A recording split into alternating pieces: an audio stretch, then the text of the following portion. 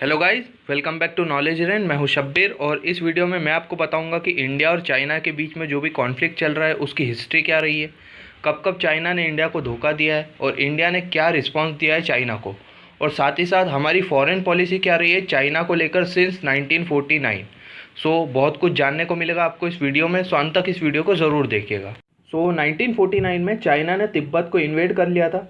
तिब्बत जो कि पहले एक आज़ाद देश था, आज़ाद मुल्क था, बाद में चाइना ने तिब्बत पे अटैक करके पूरे के पूरे तिब्बत को कब्जा लिया और इसमें बहुत सारे तिब्बतियों की जान गई। लगभग 12 लाख तिब्बतियों को चाइनीज़ आर्मी ने मार दिया था।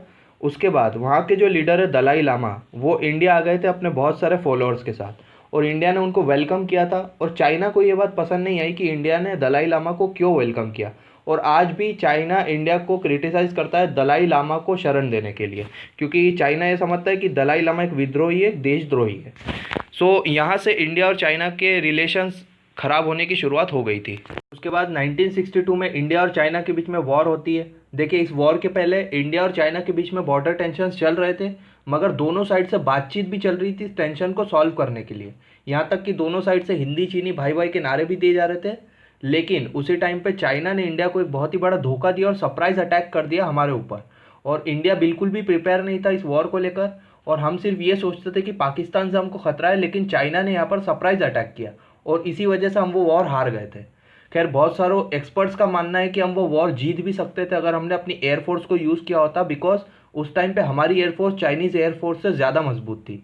लेकिन ये हमने एयरफोर्स का यूज़ इसलिए नहीं किया बिकॉज हमारी फॉरेन पॉलिसी काफ़ी डिफेंसिव रही है चाइना को लेकर शुरू से, यहाँ तक कि अभी भी काफ़ी डिफेंसिव है। ये वॉर इसी गलती की वजह से हम हार गए थे। इसके बाद 1967 में इंडिया और चाइना के बीच में फिर से एक बहुत बड़ा क्लैश हुआ, जिसमें इंडिया को जीत मिली थी बिकॉज इंडिया ने 400 चाइनीज सोल्जर्स को मार गिराया था और 88 इंडियन सोल्जर्स भी शहीद हो गए थे। इसके बाद काफ़ी छोटी छोटी बैटल हुई इंडिया और चाइना के बीच में, छोटे छोटे स्टैंड ऑफ हुए। लेकिन 2014 में फिर से एक बड़ा इंट्रूजन हुआ चुमार वैली में, जब Chinese president Xi Jinping India के दौरे पर थे। उसी टाइम पे चाइनीज मिलिट्री ने चुमार वैली में इंट्रूजन किया। उसके बाद 2017 में डोकलाम स्टैंड ऑफ, सबको याद होगा, बहुत ही लंबा चला था, लगभग 70 डेज का ये स्टैंड ऑफ था। इसमें भी इंडिया को स्ट्रैटेजिक जीत मिली थी बिकॉज चाइनीज सोल्जर्स को पीछे हटना पड़ा था यहाँ पर।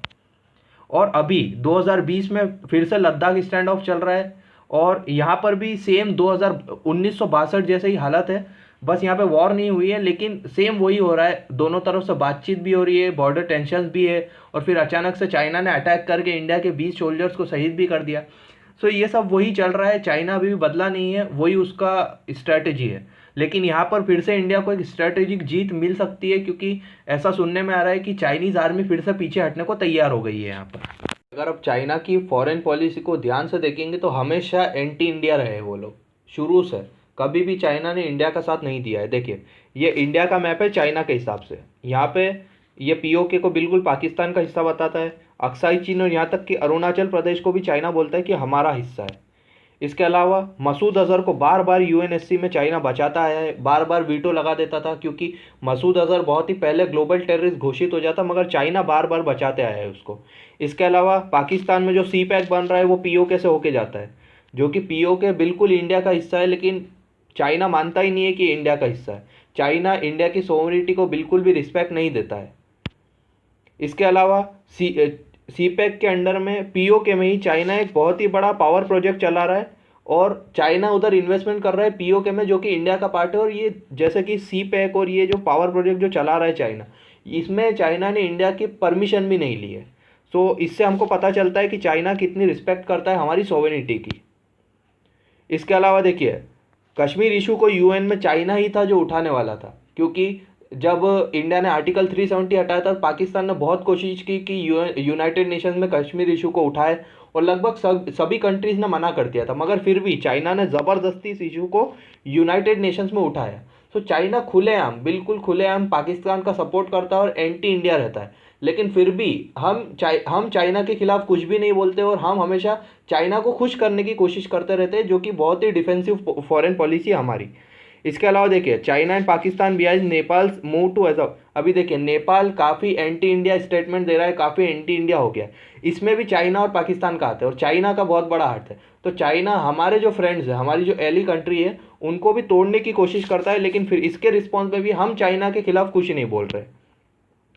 इसके अलावा देखिए एनएसजी जो न्यूक्लियर सप्लायर्स ग्रुप है, उसमें बार बार चाइना ही है जो कि हमारी एंट्री रोकता है। बाकी सारे देश, अमेरिका जैसी कंट्री भी हमारा सपोर्ट करती है कि इंडिया एनएसजी में शामिल हो, मगर चाइना बार बार उसको रोकता है। और चाइना ने ये सिग्नल भी ये है कि आगे भी वो एनएसजी में इंडिया की एंट्री को रोकता रहेगा और इंडिया को एनएसजी में शामिल नहीं होने देगा। इसके अलावा चाइना चारों तरफ से घेर रहा है इंडिया को। देखिए जो उनका one belt one road initiative है, उसके हिसाब से चारों तरफ से पोर्ट बना के, रोड बना के इंडिया को घेरने की कोशिश कर रहा है। लेकिन हम अभी भी चाइना को लेकर काफ़ी डिफेंसिव है। लेकिन अभी जो है तो गवर्नमेंट ने कुछ स्टेप लेना शुरू किए जो कि मेरे हिसाब से सही स्टेप है। जैसे कि चाइना के इंपोर्ट के ऊपर अब गवर्नमेंट चाहती है कि ज़्यादा टैरिफ लगाएगी, नॉन टैरिफ बैरियर्स भी लगेंगे। इसके अलावा 470 करोड़ का कॉन्ट्रैक्ट सेंट्रल गवर्नमेंट ने पहले ही कैंसिल कर दिया जो कि चाइनीज़ फर्म को दिया था। इसके अलावा महाराष्ट्र गवर्नमेंट ने 3 ऐसे प्रोजेक्ट है जो कि अभी होल्ड पे डाल दिया है, जो कि लगभग 5,000 करोड़ के प्रोजेक्ट है जो कि उन्होंने चाइनीज़ फर्म को दिए थे। तो ये अब मुझे लगता है कि गवर्नमेंट सही ट्रैक पर है और अब हमने थोड़े से बोल्ड मूव लेने शुरू किए चाइना को लेकर। लेकिन और क्या कर सकता है चाइना? इंडिया को चाइना को घेरने के लिए और उनकी बहुत सारी दुखती नब्ज़ है जिसके ऊपर हमको हाथ रखना ही पड़ेगा। जैसे कि तिब्बत को लेकर इंडिया बिल्कुल खुलेआम बोल सकता है, तिब्बत को इंडिपेंडेंट नेशन घोषित कर सकता है इंडिया। इसके अलावा जिनजियांग में आपको पता होगा काफ़ी अत्याचार हो रहे हैं वहाँ पे उइगुर मुस्लिम के खिलाफ, तो इसको भी इंडिया खुल के सपोर्ट कर सकता है। इसके अलावा हांगकांग में जो ह्यूमन राइट का वायलेशन हो रहा है, जो चाइनीज़ आर्मी कर रही है और जो उनकी ऑटोनॉमी को ख़त्म करने की कोशिश की जा रही है, इसको लेकर इंडिया खुलेआम बिल्कुल एक स्टैंड ले सकता है हांगकांग के सपोर्ट में, जैसे कि अमेरिका और जापान ले रहे हैं। इसके अलावा ताइवान को लेकर इंडिया चाहे तो ताइवान को एक इंडिपेंडेंट नेशन घोषित करके वहाँ पे अपनी एम्बेसी खोल सकता है और ताइवान की एम्बेसी इंडिया में खोल सकता है। इससे भी बहुत ही बड़ा स्ट्रेटेजिक डिफीट होगा चाइना का। और मंगोलिया और चाइना के रिलेशन भी काफ़ी ख़राब है, तो इंडिया मंगोलिया को भी सपोर्ट कर सकता है। तो जैसे कि यहाँ पे मैंने आपको बताया था कि चाइना हमको घेरने की कोशिश कर रहा है, वैसे ही हम यहाँ पे चाइना को चारों तरफ से घेर सकते हैं अगर हम अपनी फॉरेन पॉलिसी को डिफेंसिव की जगह एफेंसिव यूज़ करें चाइना के अगेंस्ट। इसके अलावा आप देख सकते हैं कोरोना पैंडेमिक चल रहा है और बहुत सारी कंट्रीज ने चाइना को ब्लेम किया है, लेकिन अभी तक इंडिया ने कुछ भी नहीं बोला इस चीज़ को लेकर और चाइना को बिल्कुल भी ब्लेम नहीं किया है। अगर इसकी जगह इंडिया होता तो चाइना काफ़ी एंटी इंडिया स्टेटमेंट दे चुका होता, लेकिन अभी तक हमने कोरोना को लेकर चाइना को बिल्कुल भी कुछ नहीं बोला है, कुछ भी क्रिटिसाइज नहीं किया इंटरनेशनल फोरम में। सो यहाँ भी दिखता है कि इंडिया अभी भी काफ़ी डिफेंसिव, हमको ये सब ऑफेंसिव होना पड़ेगा इस सब चीज़ को लेकर, तभी चाइना को रोका जा सकता है, नहीं तो इनकी एक्सपांशनिस्ट पॉलिसी है, इंडिया को बार बार इंट्रूजन करते रहेंगे।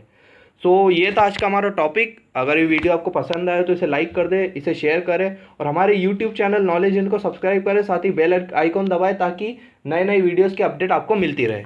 सो तब तक के लिए goodbye and take care.